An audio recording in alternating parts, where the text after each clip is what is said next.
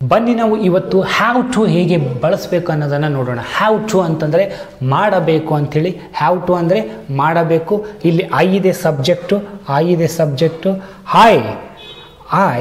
Subject ಇದೆ. I have to go, ನಾನು ಹೋಗಬೇಕು. ಐ ಹ್ಯಾವ್ ಟು ವಾಕ್, ನಾನು ನಡೆಯಬೇಕು. ಐ ಹ್ಯಾವ್ ಟು ಈಟ್, ತಿನ್ನಬೇಕು. ಐ ಹ್ಯಾವ್ ಟು ರೈಟ್, ನಾನು ಬರೆಯಬೇಕು. ಐ ಹ್ಯಾವ್ ಟು ರೀಡ್, ನಾನು ಓದಬೇಕು. ಐ ಹ್ಯಾವ್ ಟು ರೀಡ್, ನಾನು ಓದಬೇಕು ಅಂಥೇಳಿ.